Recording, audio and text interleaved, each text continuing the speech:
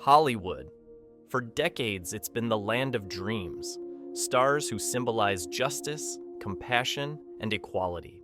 Heroes on screen, role models off screen, or so the world believed. But behind the lights, a darker truth lived.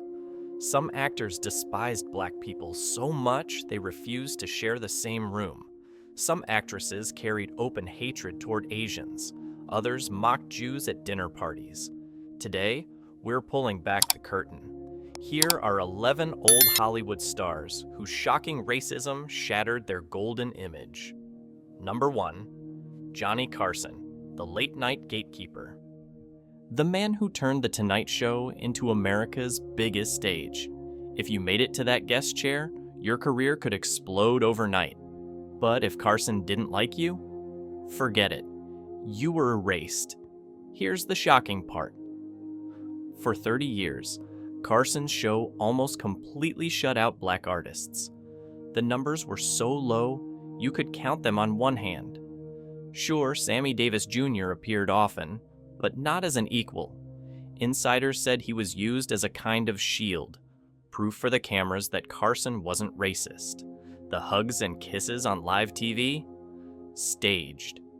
Behind the curtain, Davis was called the Black Cover-Up.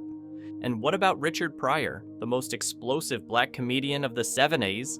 Carson barely invited him, and when Pryor did get on the show, his sharp material about racism was censored, trimmed, watered down until it was safe for white audiences. Eddie Murphy?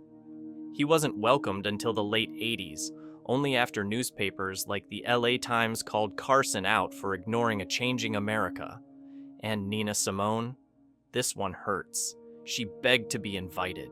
Her music was revolutionary, her voice unforgettable. But an NBC memo revealed that Carson personally crossed her name off the list. His note? Just 2 words. Too political. So while white comedians like Steve Martin and Joan Rivers became household names thanks to Carson's chair, countless black talents never got the chance. Carson wasn't just America's late-night friend, he was the gatekeeper of opportunity, and for artists of color, that gate was locked shut. Number 2, John Wayne, the cowboy who preached white supremacy, the Duke. The man who stood tall in every Western, the Hollywood cowboy who always seemed to fight for justice. But in 1971, Wayne took off the mask. In a Playboy interview, he laid out his beliefs, without shame. I believe in white superiority, until the blacks are educated to a point of responsibility. Those weren't slips of the tongue. They were convictions, and they weren't new. Wayne's films had always reflected it. Native Americans, shown as savages, Mexicans, thieves and villains, black characters, nearly erased. And when pressed about settlers stealing land from indigenous people, Wayne's answer was chilling. It was survival. The natives were selfish for keeping it to themselves. It gets darker. In 1960, director Stanley Kramer considered hiring Paul Robeson, legendary black performer and activist, for a project. Wayne lobbied behind the scenes to block it. Why? Because, as he admitted later, he didn't want radical blacks gaining a foothold in Hollywood. And yet, the same man won an Oscar for True Grit. The same man had airports named after him. The same man was hailed as America's greatest hero. Even after his Playboy interview, Wayne never apologized. In fact, he doubled down, opposing women's rights, mocking gay characters in film, and speaking at conservative rallies until his final days. So here's the paradox. Hollywood crowned a man who openly worshipped white supremacy as its most beloved symbol of justice. The cowboy hat, the rugged stare, the swagger. It was all a cover for one of the ugliest truths in American cinema.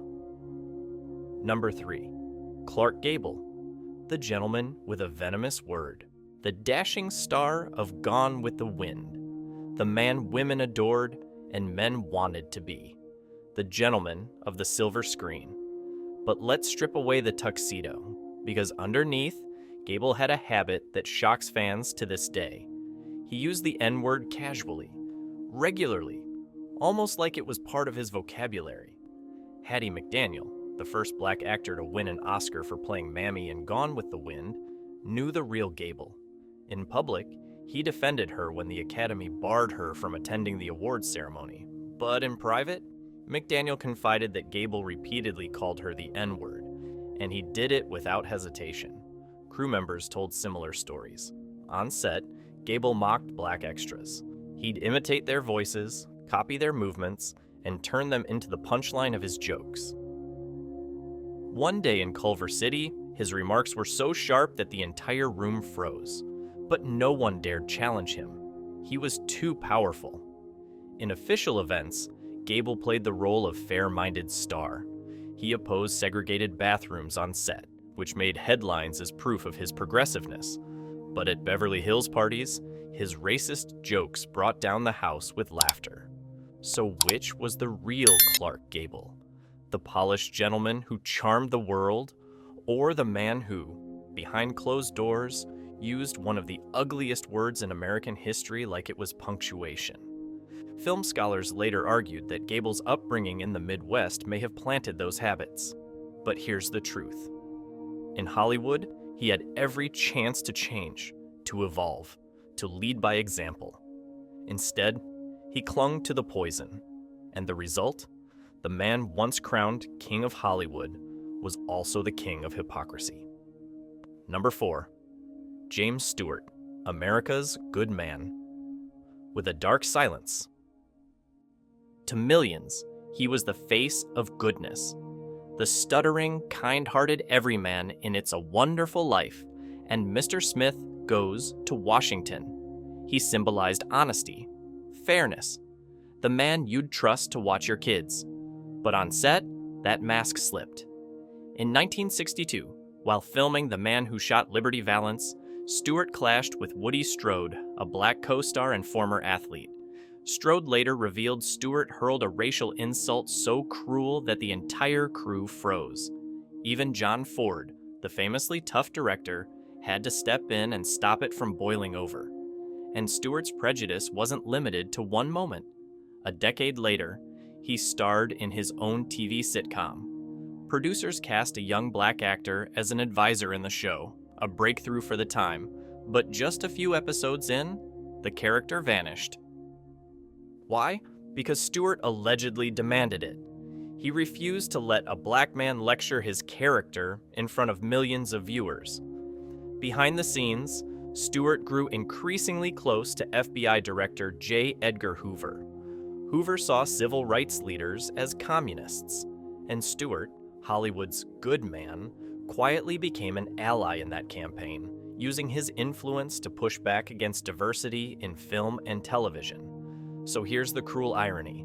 The man who played the hero defending the weak was, in real life, using his power to silence them. Stewart wasn't just America's sweetheart. He was America's reminder that sometimes the most dangerous prejudice hides behind the warmest smile. Number 5. Gary Cooper, Hollywood's hero obsessed with anti-Semitism. The tall, quiet cowboy.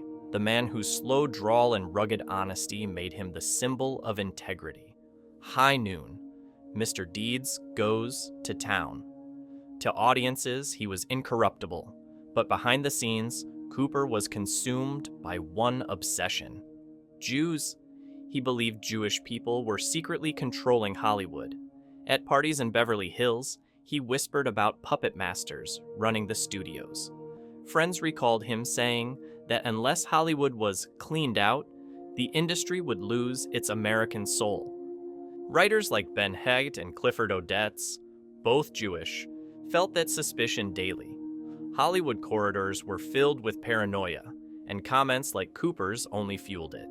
And when the House Un-American Activities Committee came for Hollywood, Cooper didn't resist. He volunteered to testify. Though he didn't name names, his presence as America's hero gave legitimacy to the witch hunt. Hundreds of artists were blacklisted, many of them Jewish, many lifelong progressives. Some fled the country, some never worked again. Here's the chilling twist. While Cooper scorned Jews and outsiders for being different, his own personal life broke the same rules he enforced. rumors swirled for decades about his intimate relationship with fellow actor Randolph Scott. The two shared a Malibu beach house, posed for affectionate photos, and lived in a partnership that terrified Paramount's publicity team. In an era when homosexuality was considered scandalous, Cooper knew the pain of living outside society's norms, but instead of empathy, he turned inward fear into outward hate. He aligned with the far right. He fed anti-Semitic myths. He lent his star power to oppression. Critic Richard Schickel once wrote, "Cooper didn't just act integrity. He wore it as camouflage. And when the mask slipped, Hollywood's great hero looked a lot more like a villain." Number 6, Vivien Leigh, Scarlett O'Hara in real life. Scarlett O'Hara herself. Her beauty, her green eyes, her commanding presence in Gone with the Wind captivated the world. But Scarlett was a character drenched in the nostalgia of the Old South. And the chilling truth? Vivien Leigh wasn't acting. On set in Atlanta, witnesses recalled her disdain for black extras. She treated them as scenery, bodies in servant uniforms, shadows in the background. One crew member claimed Leigh refused to enter a makeup room if black actors were inside. She demanded the space be cleared before she stepped foot in it, and it didn't stop there. A British reporter later wrote in his diary that during a private screening, Leigh laughed at a scene where a black servant picked up Scarlett's gown. She allegedly remarked, "They only look natural when they're in that position." When Gone with the Wind came under fire in the 40s and 50s for romanticizing slavery, critics begged the stars to speak up. Clark Gable at least made a symbolic stand against segregated bathrooms. But Leigh? Silence. Cold indifference. No apology. No explanation. Her beauty, her fame, her elegance, all of it blinded audiences to the prejudice she carried off-screen. Vivien Leigh didn't just play Scarlett O'Hara. She lived as Scarlett O'Hara, a Southern belle, trapped in a mindset that treated black people as less than human. Number 7, Katharine Hepburn, the feminist icon with a wall of hate. The independent goddess of Hollywood, the woman who wore trousers when it was scandalous, the icon who shattered gender stereotypes and redefined what a star could be. But Hepburn's trailblazing stopped at race. After Pearl Harbor in 1941, Hepburn's grief turned to rage. But instead of directing it at Japan's military, she aimed it at anyone with Japanese blood, American or not. In a conversation with reporters at the Beverly Hills Hotel, she declared, "I cannot and will never work with anyone of Japanese blood." Those words were splashed in newspapers across America, and they weren't just talk. She walked away from a Broadway contract because Japanese American actors had been cast. These were American citizens born in California with no ties to the Japanese government, but Hepburn saw them as spies in disguise. Her influence warped entire productions. Screenwriters admitted Japanese characters were rewritten as villains or silent background props just to fit the prejudice she fueled. And the painful irony?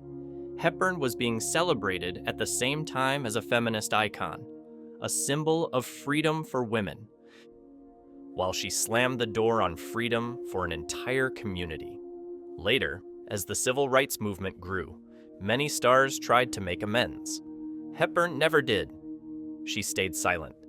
Life magazine once wrote, "Hepburn believed in freedom, but only until she saw a Japanese name on the cast list. She could break gender barriers, but she built racial ones just as high." Number 8, Marlon Brando, the rebel with two faces. The rebel who redefined acting. The raw energy of A Streetcar Named Desire. The quiet menace of Vito Corleone in The Godfather. He wasn't just a star, he was a revolution, and for many, he was also a hero. In 1973, Brando stunned Hollywood by rejecting his Oscar for The Godfather. Instead, he sent Sachin Littlefeather, a Native American activist, to the stage. She stood in front of a shocked crowd and condemned Hollywood's treatment of indigenous people. It was bold, revolutionary, and it cemented Brando as a champion of the oppressed. But here's the contradiction. Behind closed doors, Brando was no saint. Rita Moreno, his longtime lover, revealed his darker side. At parties, Brando mocked black voices. He imitated Latino accents, exaggerated and cruel. He told racist jokes about Asians. Guests often sat in uncomfortable silence, unsure whether to laugh or leave. And worse, he admitted to friends he couldn't trust black people in his own house.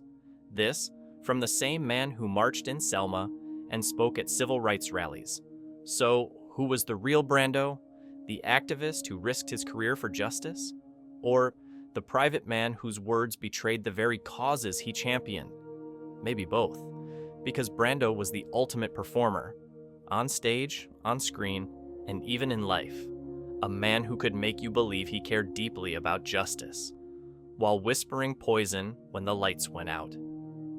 Number 9. Bing Crosby, America's Christmas angel, his family's tyrant, the silky voice of White Christmas, the calm, kind priest of going my way.